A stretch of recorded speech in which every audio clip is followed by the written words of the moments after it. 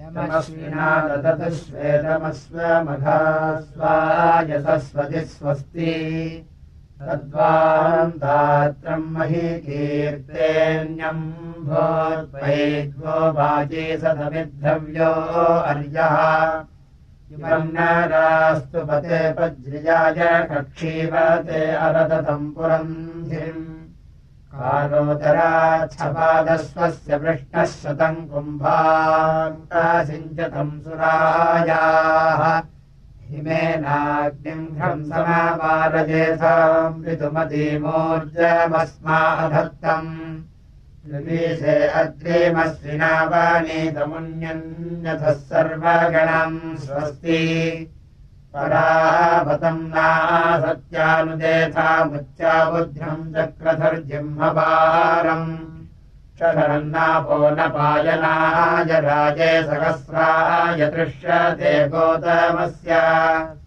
यजुर्षो नासत्योतमव्रिम् ब्राह्मञ्जलम् राविलीवज्यवानात् राजीरतम् दहितस्याजुर्दस्रादित्पदीमगणतम् कनीनाम् तद्वान्नरासम् स्यम् राज्यम् चाभिष्टिमन्ना सत्यावरोधम् यद्विद्वांसा निधिविवापाकोढमुद्धर्सदा लोकसर्वन्दनाय तद्वान्नरासनजेतम् स उग्रमाविष्कृणोमिदम् चतुर्नवृष्ट्यम् दध्यम् हयन्मध्वाधर्वणो वामस्वस्य शीर्ष्णा प्रयतीमुवाच अजो हवीन्ना सत्याकरावाम् महेयामन् पुरुभुजा पुरन्धिः श्रुतन्तच्छासूरिवद्रिपत्या हिरण्यहस्तमश्विना वदत्तम् आस्मावृकस्य वर्तीकामभीके युवन्नराना सत्यामुक्तम् उतो कविम् पूर्वभुजा युवम् खकृगामानमकृतम् विचक्षे चरित्रम् जिवेरिवाक्षे जिवर्णमाजाखेलस्य परीतज्ञायाम् सद्यो जङ्घामाजसीम् विस्मलाजैधने हिते सत्तवे प्रत्यधत्तम् शतम् मेधान् नृत्ये दक्षदानमृज्रा स्वन्तम् पितान्धम् चकार तस्मा अक्षीणा सत्या विचक्षाधत्तम् दस्राभिणजावनर्वन् आवान् रथम् दुहिता सूर्यस्य कार्ष्मे वातिष्ठतर्वता जयन्ती विश्वे देवा अन्वमन्यन्तर्गद्भिः समुश्रियाना सत्या सुचेथे यजयातम् दिवो दासाय भक्तिर्भरद्वाजायाश्विनाहयन्ता रेवदूवाहसजनो रथो वाम् वृषभश्च संसुमारश्च युक्ता स्वयम् सुक्षत्रम् स्वपत्यमायस्य वीर्यम् नासत्यावहन्ता आजह्नाभीम् समानसोपवाजे स्त्रिरह्नो भागम् दधातीमयातम् परिविष्टम् जाहुषम् विश्वतस्येम् श्रुयेभिर्नक्तमोहधूरजोभिः विभिन्दुना नासत्यारथेन विपर्वताम् अजरयो आयातम् एकस्यावस्तो रावतम् रणाय वशमश्विना सनये सहस्रा निरागतम् दुच्छुना इन्द्रवन्ता पृथस्रवसो वृषणावरादीः सरस्य चिराचर्कस्यावदादानी चारुच्चा चक्रसपादवेवाः सजवे चिन्ना सत्या सचीभिर्जसूरजे स्तर्यम् व्यत्यसुर्गाम् अभस्यते स्तूपते कृष्णिजाय ऋजूयते ना सत्या सचीभिः वसन्ननष्टमी पदर्शनाय विष्णात्मम् ददथुर्विश्वकाय दशरात्रिरसीवेनानमद्यो नवनब्धम् स्नसितमुत्स्वा अन्तः विप्रोतम् रेभमुदनिप्रवृत्तमुन्यन्यथः सोमाविवश्रुवेन प्रभान्तम् सांसश्विनावोचमस्य पतिः स्याम् सुगमः सुवीराः उत पश्यन्न स्रुवन् दीर्घमाजुरस्तमिवेद्य रिमानम् जगम्याम् मध्वः सोमस्याश्विनामदाय प्रत्नो होदाविवासते वाम् बर्हिष्मतीरातिर्विश्रिता गीर्षाजातम् न सत्योपवाजैः यो वामश्विनामनसोऽतिवीयान् रथस्वस्वो विष आजिगाति येन गच्छतः सुकृतो दुरोणम् तेन नराभक्तिरस्मभ्यम् जातम् ऋषिन्न रामम् घसः पाञ्चजन्यमृवीजादत्रिम् मुञ्चथो गणेन मिनन्तादस्योरसीवस्य मायानुपूर्वम् वृषणा चोदयन्ता अस्वन्नगूढमस्विना दुरेवैरऋषिन्नरा वृषणारेभमुत्सु तम् व्रेणीथो विप्लुतम् तम् सोऽभिर्नवाम् जोर्यन्ति पूर्या कृतानि चतुर्वाम् सन्ननिर्वेदेरुपस्थे सूर्यन्नदस्रातमशिक्षियन्तम् शुभे रुक्मन्नदर्शतम् निखादमुदो मधुरश्विना वन्दनाय तद्वान्नराशंस्यम् वज्रिजेन कक्षीवतानासत्या परिज्मन् सपादस्वस्य वादिनो जनाय सुतम् कुम्भासिञ्चतम् मधूना युवम् नरास्तु पते कृष्णियाय विष्णात्वम् ददधुर्विश्वगाय घोषायैचित्पितृषदे दुरोणे पतिम् जोर्यम् यास्विनामदत्तम् इमम् स्यावाजरुषदीमदत्तम् महाक्षोणस्यास्विना कन्वाय प्रवाच्यम् तद्रेषणा कृतम् वाम् यन्नाषदाय स्रवो अद्यधक्तम् पुरोवर्पाम् दस्विना तथा नानिपेदवभूवसुरासुमस्वम् सहस्रसाम् वाजिनमप्रतीतमहिगलम् स्रवस्यान्दरुद्रम् एतानि वाम् स्रवस्यासुदानो ब्रह्माम् घोषम् सुदानम् रोदस्योः यद्वाम् वज्रासो अस्विनाहम् ज्ञेयातपिषा च विदुषे च वाजम् सूनोर्मानेनास्विना गृणाना वाजम् विप्राय पुरनारदन्ता अगस्त्ये ब्रह्मणा वा वृथा नासम् विस्मलाम् नासत्यार्णीतम् कुहजान्ता सुक्षतिम् काक्यस्य दिवो न माता वृषणासयुत्रा हिरण्यस्येव कलसम् निखादमुदोपसर्दसमे अस्विनाहन् युवम् यानमस्विना जलन्तम् पुनर्युवानम् चक्रधः सजीभिः युवोरथम् दुहिता सूर्यस्य सहस्रियाना सत्यावृणीत युवम् दुग्राय पूर्येभिरेवैः पुनर्मण्यावभवतम् युवाना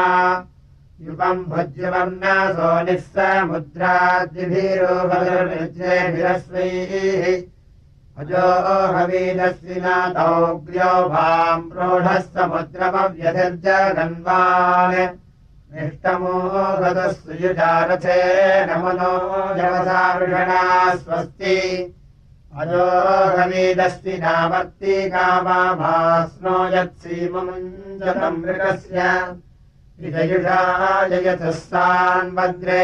जातम् विश्वासो अहतम् विषेण सरम्येषान् गृह्ये मामहानम् तमप्रणीतमसीवेन पित्रा आक्षीरुद्राश्वे अश्विनावधत्तम् ज्योतिरन्धाय चक्रधर्विचक्षे सुनमन्धाय भरमह्वयत्सा विकीरश्विना वृषणा नरेति यारः कनीना जिवचक्षदानरुद्राश्वः सतमेकम् च मेषान् महीवाभूतिरश्विनामयो भूरुतस्रावम् धिष्ण्या संव्रेणीतः अथा युवामिदह्वयत्पुरन्धिरागच्छतम् श्रीम् वृषणावगोभिः अधेनम् दस्रास्तर्या अमृषक्तामपिन्वतम् सजवे अश्विनागाम् युवम् सचेभिर्विपदाय जायान्यो गतः पुरमित्रस्य योषा यवम् मृगेणाश्विनावपन्तेषम् दुहन्तामनूषाय दस्रा अभिदस्यम् बकूरेणाधमन्तो रुज्योतिश्चक्रसुरार्याय आसर्वणायाश्विनादधीतेष्वम् शिरः प्रत्यैरयतम् स वाम् मधुप्रबोधधृतायन्त्वाष्टम् जग्दस्रावपि कक्ष्यम् वा सदा कवीसुमतिमा च के वाम् विश्वाधियो अश्विना प्रावतम् मे अस्मे रयम्ना सत्या बृहन्तममत्यसा चम् सूर्यम् राधाम् हिरण्यहस्तमश्विनारराणा पुत्रम् नाराभद्रिमत्या धत्तम् हस्यावामश्विना विकस्तमुज्जीवस ऐरयतम् सुदानो एतानि वामश्विना वीर्याणि प्रभूर्यान्यायवो वोचन् ब्रह्म गृह्णन्तो मृगणायुवभ्याम् श्रीरासो विदधमावदेम आवामृतो अश्विनाश्येन पत्वा सुप्रणीकस्ववाङ्यात्वर्वाङ् यो मत्यस्य मनसो जवीयान् त्रिबन्धुरो वृषणापातरम्भाः त्रिबन्धुरेण त्रिवृतारथेन त्रिचक्रेण सुवृथायादमर्वात् पिन्वतङ्गाजिन्वतमर्वतो नो वर्धयतमस्विना वीरमस्मे प्रपद्यामना सुवृतारथेन दस्रामिमाम् श्रेणुताम् श्लोकमद्रेः किमङ्गवाम् प्रत्यवर्तिम् गमिष्ठाहुर्विप्रासो अश्विनाम् राजाः आवाम् सेनासो अश्विना वहन्तु रथे युक्ता स आसवः पतङ्गाः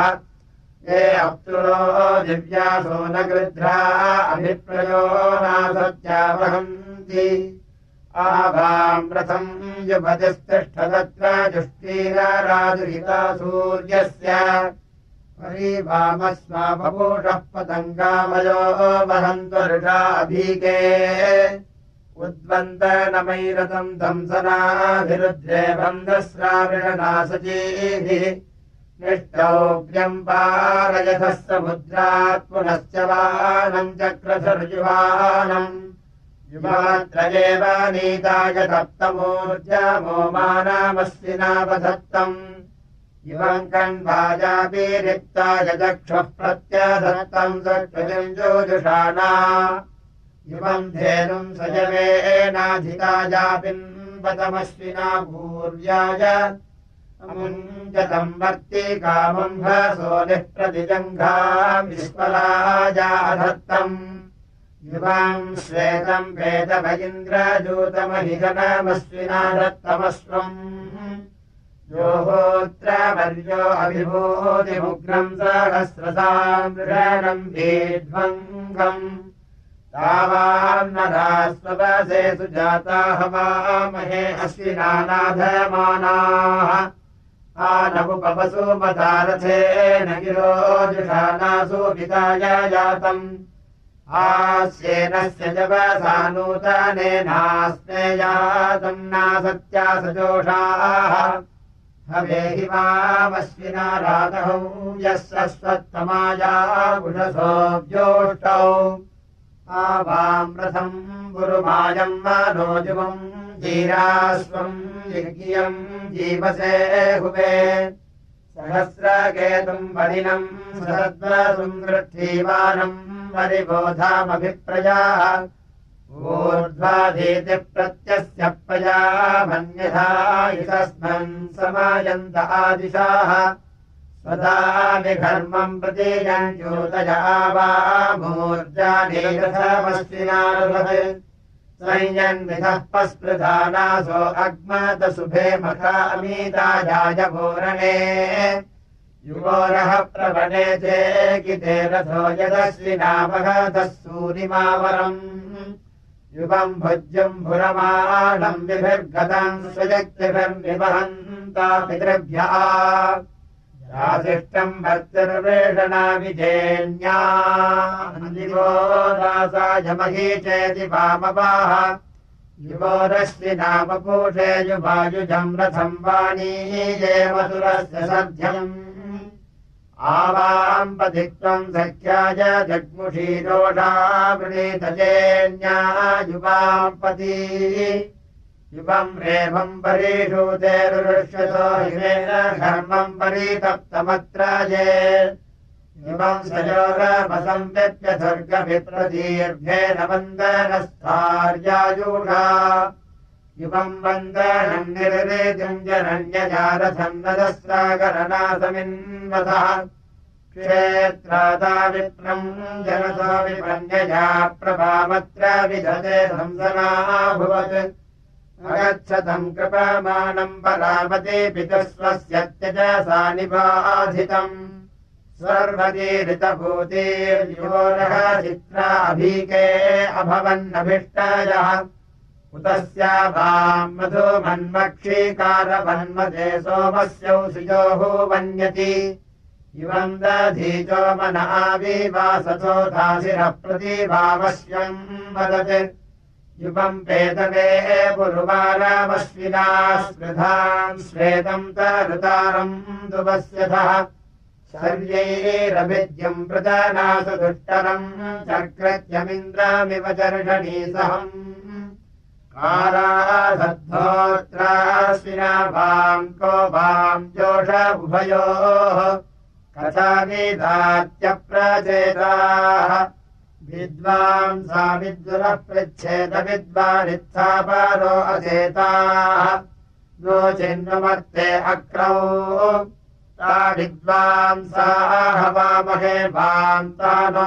विद्वांसा मन्नावोचेतमद्य प्राचर्दयमानो युवाकोः विपृच्छामि पाठ्या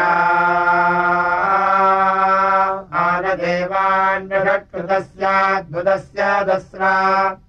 भातम् च सह्यासो युवम् च लभ्यासो नः प्रजाघोषे भृगावानेन शोभे जया वाचा यजातिपज्यो वा प्रैषयर्न विद्वान् श्रृङ्गायत्रन्तकवानस्याहम् सिद्धिरिरेभासिना वा आक्षीषु भस्पतीदन् युवम् यास्तम् महोरम् युवम् वाजम् निरतसंसतम् तानो वसूसु गोपास्यातम् पातम् नो मृगादघायोः मा कस्मै धातमभ्यमित्रिणे नो मा कुत्रा नो गृहेभ्यो धेनवोः स्तनाभुजो अशिश्वीः गृहीयन् मित्रधीतये युवाकुराये च नो गृहीतम् वाजवत्यै युषे च नो विवेकम् धेनुवत्यै अश्विनो रसनम् रथमनस्वम् वाजिनीवतोः तेनाहम् भूरि चाकन अयम् स महमातनो ह्याते जना अनु सोमपेयम् सुखो रथाः अधस्वप्नस्य निर्भिदे भुञ्जतश्च रेवताः उभादावश्रीनस्य तः प्रतिच्छारेऽपात्रम् देवयताम् श्रभद्गिरो अङ्गीरसाम् तुरण्यन् प्रयदानद्विष आहर्ण्यस्योरुक्रम् सते अध्वरे यजत्रः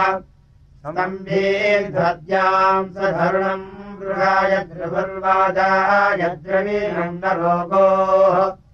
अनुस्मृताम् नाहितश्चक्षरव्राम्ये रामस्वस्य परिमातरङ्गोः नक्षद्धवमरुणीः पूर्यम् रात्तुरोहितामङ्गीरसामनुद्यून् तक्षद्वज्रम् नियोतम् तस्तम् भद्याम् चतुष्पदे नर्यायद्विपादे अस्य मदेश्वर्यम् दारुतायापीवृतमुश्रिया नामनीकम् जगद्धप्रसर्गे त्रिगतम् निवर्तत भद्रुभो मानोनस्य दुरोवः तुभ्यम् वजो यत्पितरावनीताम् राधस्तुरेतस्तुरणे भुरन्यो सुधियत्तेरेग्नायदन्तसभद्रुभायाः पयमुस्रियायाः अथ प्रजज्ञे धरणिर्ममत्व प्ररोचस्या उषसो न सूराः यन्दर्येभिराष्टस्वेदो हव्ये श्रुवेण सिञ्चन् चरणाभिधाम श्रीध्वा यद्वनधीतिरमस्यात् सूनो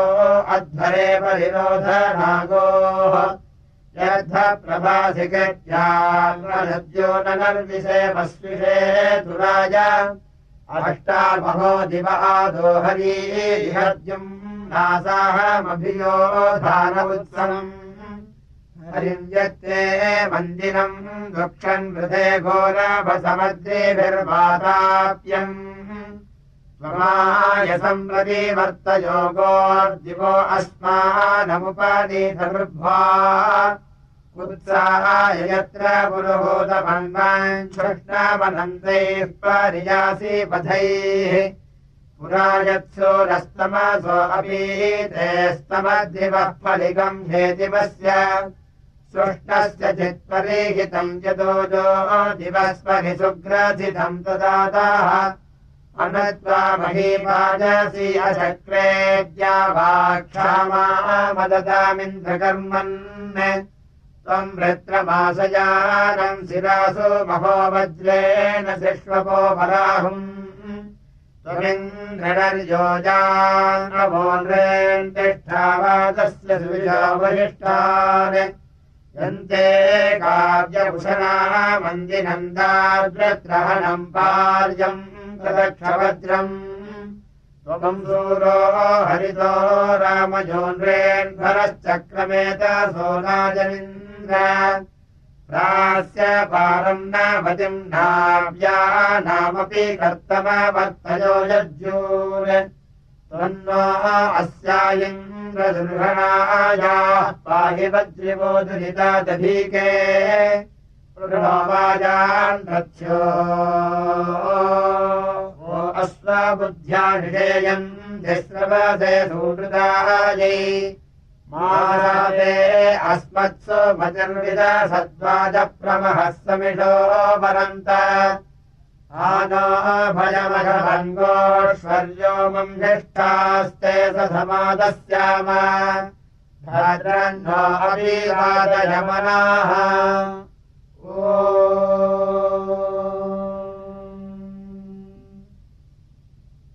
हरिः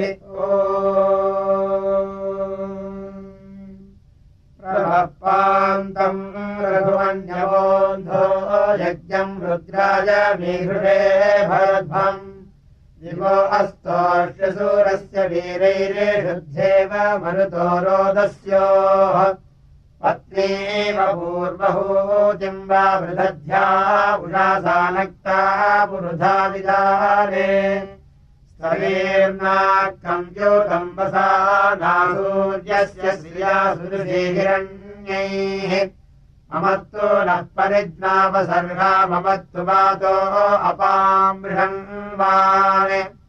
शीतमिन्द्रापर्वता युवन्नस्तन्नो विश्वे परिवस्यन्तु देवाः उदत्यामे यशसा स्वेदना जीव्यन्तापान्तौ सुजोहुमध्यैः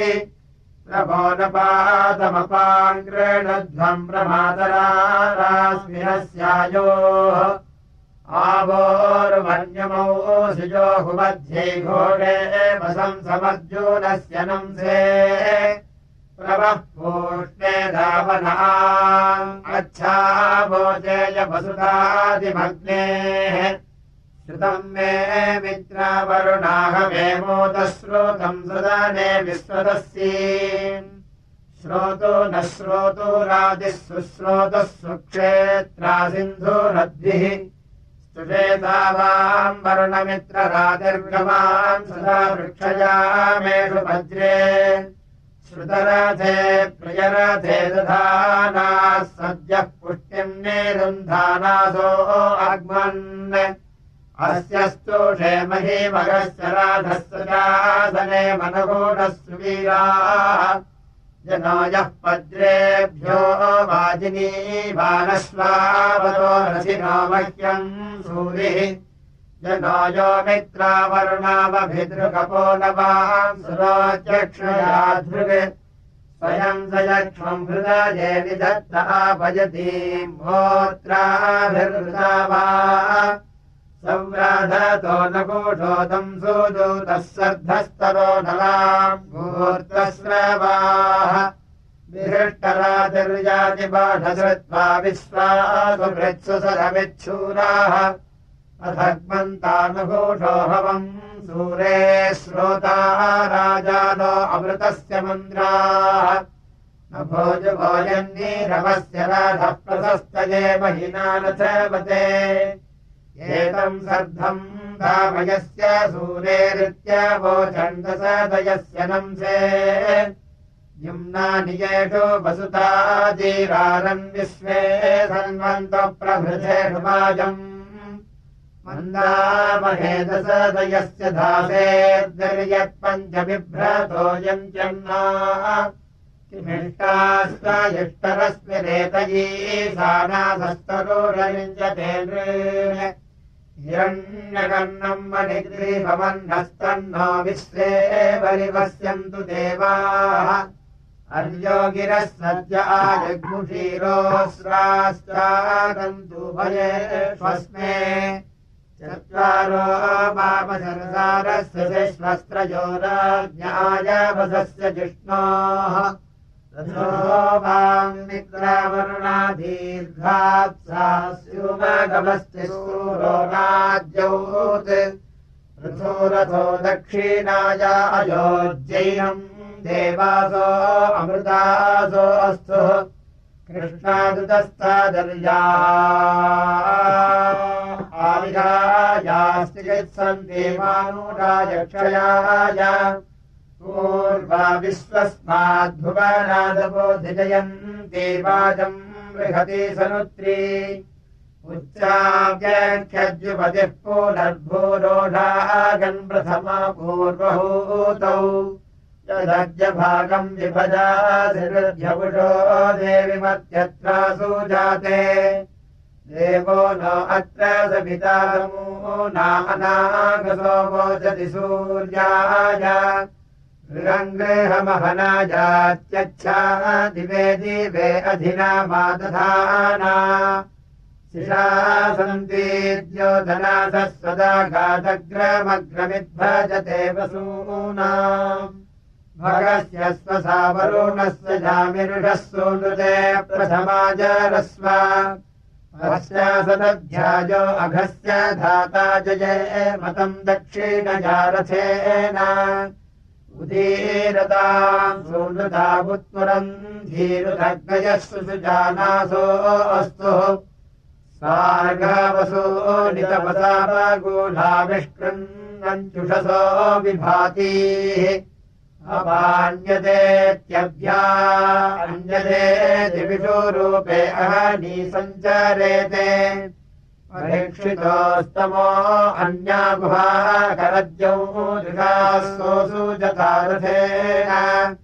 सदृशीरद्य सदृशीरुजस्वो दीर्घम् सजन्ते वरुणस्य धाम अनवद्यास्त्रिंशतम् योजनान्येकैकार्कम् परियन्ति सद्यः ध्यानत्यन्नः प्रथमस्य नाम शुक्ला कृष्णादजनिष्टस्वितीति ऋतस्य जोषाणमीनातिधामाहरहन्निष्कृतमाचरन्ति कन्येव तन्वा आसासदानाम् देहि देवि देवमियक्षमाणम् संस्मयमानाय भतिः पुरस्तादाविर्वक्षांसि गृहे विभाति सुसङ्कासा मातृविष्टे भजोषा विस्तन्वम् गृहे दृशेकम् भद्रात्तमोषो वितरम् योच्छनदत्ते अन्या उषसो न सन्त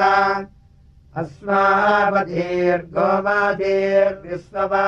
राजतमाना रश्मिभिः सूर्यस्य पराचयन्ति पुनराचयन्ति भद्रानामवहमाना उषासाः ऋतस्य रश्मिमानुयच्छमाना भद्रम् भद्रम् क्रतुमस्मासु धेहि उषो नो अद्य सुखभाव्योच्छास्मासु राजो मघवत्सु च स्युः उषा उच्छन्ति समिधाने अग्ना बुद्ध्यान् सूर्यमुर्विया ज्योतिरश्वेत् देवो न अत्र सवितान्वर्थम् प्रासावीद्धिवत्प्रजदुष्पदित्यै अमीनति देव्यानि वृतानि प्रमिनति मानुष्याजुगानि ईदृशीनामुपमासस्रतीनामायतीनाम् प्रथमोषाव्यद्यौत् एषा दिवो दुहिता प्रत्यदर्शिज्यो धर्मसानासमना पुरस्तात् ऋतस्य पन्था मन्वेति साधु प्रजानति वनदिशो विनाति उको अदर्शि सन्ध्युको न वक्षो नोधाजी वामिरकृतप्रियाणि आत्मसन्नस सतो बोधयन्ति तमागात् पुनरेजुषीणाम् पूर्वे अर्धे रजसो अत्यस्य गवाम् जनित्यकृतप्रकेतम् यो प्रथते पितरम् वरीयवो भावनन्ति पित्रोरुपस्था एवेदेषा पूर्णमादिसेकम् नाजा भिन्नपरिवृणक्तिजामिम् अरेपसा तन्वा आससदानार्भादीषदेन महो विभाति अभ्रादेव पुंसये प्रतीति गत्तारुगी वसनजे धराणाम् जाये भवत्य उशति सुवासा पुषाहस्रे वनिरीणीते अप्साः स्वस्रेज्यायस्यै योनिमारैरवैत्यस्याः प्रतिचक्ष्येव युच्छन्ति रश्मिभिः सूर्यस्याञ्जन्ते समनगाजी भव्राः आसाम् पूर्वासामहसुश्रेणामपरा पूर्वा मध्येति पश्चात् ताः प्रत्नवन्नव्यासीर्नूनमस्मे रेवदुच्छन्तु सुदिना उषासाः प्रबोधयोषः प्रणतो मघोऽन्यबुध्यमानाः पणयः सन्तु रेवदुच्छमघवद्भ्यो मघोनिरेवः सोत्रे सोऽनृते जारयन्ति अवेजमस्वैर्युपतिः पुरस्ताद्युङ्गे गवा वरुणा नामनीकम् नवच्छादशदिप्रकेतुर्गृहम् गृहमुपतिष्ठाते अग्निः उत्तेवयश्चिद्वसतेरभक्तन्नरश्च चेति दुभाजो ज्योष्टौ अमासते वहसि भूरि वाममुषो देवि दाजुषे मत्याय अस्तोर्ध्वम् स्तोम्या ब्रह्मणा मेवी वृधध्वमुसतीरूषासः युष्माकम् देवीरवसासनेमसहस्रिणम् च सदिनम् च वाजम्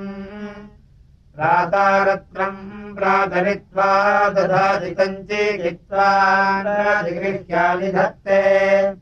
तेन प्रजाम् वर्धयमानायूराजस्पोषेण सजते सुवीराः सुपुरसस्सु हिरण्यस्वस्वो बृहदस्मै वजगिन्द्रो दधाति यस्वायन्तम् वसूना प्रातरित्वो मुक्षीजये वपतिमुत्सिनाति आयमद्य प्रातरिच्छन्निष्टेः पुत्रम् वसुमता रथेन हंसो सुतम् पाययमत्सरस्य क्षयद्वीरम् वर्धय सूनृताभिः उपक्षरन्ति सिन्धवो मयो भुवगीजानम् च यक्ष्यमाणम् च धेनवाः पृणन्तम् च बभूरिम् च स्रवस्य वो घृतस्य धारा उपायन्ति विश्वताः नाकस्य पृष्ठे अधितिष्ठति श्रुतो यः प्रणादि सह देवेषु गच्छति तस्मा आपो घृतवर्षन्ति सिन्धवस्तस्मा इयम् दक्षिणा पिन्वते सदा दक्षिणावतामि दिमानि चित्रा दक्षिणावताम् दिवि सूर्यासः दक्षिणावन्तो अमृतम् भजन्ते दक्षिणावन्तः प्रतिरन्तः आयुः मा पृणन्तो दुरितमेन आरन्नाजारिणः सूरयः सुव्रतासाः अन्यस्ते राम् परिधिरस्तुरश्चिदप्रेणन्तमभिसंयन्तु शोकाः अमन्तास्तो मान् प्रभरे मनीषा सिन्धावधिक्षियतो भाव्यस्य यो मे सहस्रममीमीत सपानतोऽर्तो राजाश्रव इच्छमानः शतम् राज्ञो नाधमानस्य निष्काञ्छतमस्वान् प्रयतान् सद्य आदम् शतम् कक्षीवामसूरस्य गोनाम् दिविस्रभोजनमाददान उपमास्यावास्वनयेन दत्ता वधूमन्तो दशरथासो अस्तुः षष्टिः सहस्रमनुगव्यमागात्सनः अह्नाम् चत्वारिंशद्दशरथस्य सोनाः सहस्रस्याद्वे श्रेणिम् नयन्ति मदच्युतः कृशनावतो अत्यान् कक्षीवन्त उदमृक्षन्त वज्राः पूर्वावनप्रजातिमाददेवस्त्रीयुक्तान् अष्टापरिधाय शोकाः सुबन्धभोजे विश्याय भव्राणस्वन्तस्रवैरन्त वज्राः आगधिता परिगधिता जाकाशीके वजङ्गहे ददादिवह्यम् यादूरीयासूनाम् भोज्या सदा उपोपमे परावृषमामे दभ्राणि मन्यथाः सर्वाहमस्मि रोमसा गन्धारीणामिवाविका अग्निम् होतारम् मन्येदास्वन्तम् वसुम् सूनुम् सहसो जातवेदसम् विप्रन्न जातवेदसम् यगूर्ध्वयास्मध्वरो देवो देवाच्या कृपा हृदस्य बिभ्राष्टिमनोमष्टिशोचिषा जिह्वानस्य सर्पिषाः यजिष्ठन् त्वा यजमानाहुरेण ज्येष्ठमङ्गीरसाम्यप्रमन्नाभिर्विप्रेभिः स्वप्रमन्नाभिः परिज्मानमिपद्याम् होतारम् जर्षणीनाम् सोतिष्के संवृषणम् जनिमाविषः प्रावन्तु जूतजेविषाः स हि पुरोचियोजसा विरुक्मदादीद्यानो भवति द्रुहन्तरः परसन्नद्रोहन्तरः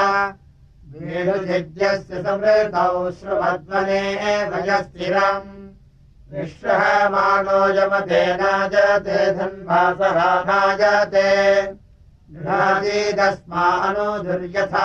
विदेते जिष्टाभिहरणिर्दाष्ट्यवसेऽग्नये दाष्ट्यवसे प्रजः पुरो निगाहते तक्षध्वने वसोचिषा स्थिराजिदन्नानिरीनात्योजसा निस्थिराणि चिदोजसा तमस्य वृक्षमुपरासु धीमहि नक्तम् यः सुदर्शतरो दिवादरादप्रायुषे दिवादरात् आदस्यायुग्रभनवद्वीरुषम् मनसूनवे भक्तमभक्तमभोव्यन्तो अजराः अग्नयोव्यन्तो अजराः स हि सद्धो न मारुतम् तु विश्वनिरप्रस्वतीषूर्वराः स्विष्टनिरार्तनाः स्विष्टनीः आदद्धव्यान्यादतिर्यज्ञस्य केतुरर्हणाः अधस्मास्य हर्षतो हृषीपतो विश्वेन जुषन्त पन्थान् नरः शुभेन पन्थाम् विदायतीम् कीस्तासो अभिद्यवो नमस्यन्त उपवोचम् दभृगवो मथ्नन्तो दासा भृगवः अग्निरेशे वसूनाम् सुचर्जो धर्निरेषाम्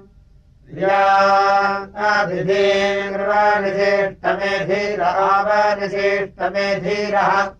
विश्वासाम् त्वाभिषाम् पतिम् भवामहे सर्वासाम् समानन्दम् पतिम् भुजे सत्यगर्वाः सम्भुजे अतिथिम्मानुषाणाम् पितुर्नयस्यासया अमीच विश्वे अमृता स आवयो हव्या देवेष्वावयाः त्वमग्ने सहसा सहम् तमः सुष्मिन्तमो जायसे देवतातये रयन्न देवतातये सुष्मिन्तमो हि देवतो द्युम्निन्तमभुतक्रतुः अथस्माते परिचरम् जरसृष्टिवानो नादर नमो महे सहसा सहस्वतपुनर्बुधे वसुषेणाग्नजे स्तोमो बभूत्वग्नजे प्रतियदीम् भविष्मान् विश्वा सुक्षासु जोगुवे अग्रे रेभो न चरतर्षूणाम् जोर्निर्भूतर्षूणाम् स नो नेतिष्ठम् ददृशानाभराग्ने देवेभिः सजनासेतुना महोरायः सुचेतुना महे सविष्ठनस्कृति सञ्चक्षे भुजे अस्यै महिस्तोतृभ्यो मघवन् सुवीर्यम् वसी रुद्रो न समसा अजयम् जायतमनुषोधरी बलिहोताय ज्येष्ठभुजजामनुव्रतमग्निः स्वमनुव्रतम् विश्वसृष्टिः सखीयते रजिरीवस्रवस्यते अदब्धो होतानिषादजिलस्पते तरीबीजगिलस्पते संयज्ञसाधमपि वादयामश्रितस्य पथा नमसा हविष्मता देवता हविष्मता स न भूर्जामुपाभृत्यया कृपानजोर्यति यम् मातरिस्वामनवे परावतो देवम् भाः परावताः येवेन सद्यः पर्येदि पार्थिवम् मुहुर्गीरेतो वृषभः कणिक्रदद्धद्रेदः कणिक्रदत् सदम् चक्षाणो अक्षभिर्देवो वनेषु दुर्वणीः सतो दधानमुपादेषु सानुष्वग्निः परेषु सानुषु स सुक्रतुः पुरोहितोदमेदमेऽग्निर्यज्ञस्याध्वरस्य चेदधि कृत्वा यज्ञस्य चेदति कृत्वा वेदायेषु यते विश्वा जातानि पस्पसे यतोऽभ्युतश्रीनदीधिरजायत वह्निर्मेधा अजायत कृत्वा यदस्य तमेषेषु भृञ्जतेऽग्नेरवेन मरुतान्न भोज्ये शिराय न भोज्या स यष्मादानमिन्वति वसूनाम् च मज्मना सहस्रासदेतुविदादभिः संसादघातभिः विश्वो विहाया अरतिर्वसर्दधे हस्ते दक्षिणे धरण्यन्नसिस्रथस्रभस्य यानसिस्रथत् विश्वस्मायिति शुध्यते देवत्र हव्यमोहीषे विश्वस्मायत्सुकृते वारमृण्वत्यग्निर्द्वारा गृह्णवति समानोषे वृजने सन्तमोहितो यज्ञेषु जेन्यो न विस्पतिः प्रियो यज्ञेषु विस्पतिः स हव्यामानुषाणामिलाकृतानि पत्यते सहस्रासते वरुणस्य धूर्तेर्महोदेवस्य धूर्तेः अग्निम् होतारमीलते वसूधितिम् प्रियम् चेदिष्ठमरजिन्ये रिरे हव्यवाहन्ये विश्वायम् विश्ववेदसम्भूतारम् यजतम् कविम् देवासो रण्वमवासे वसूयवो गीर्भिरण्वम् वासूयाः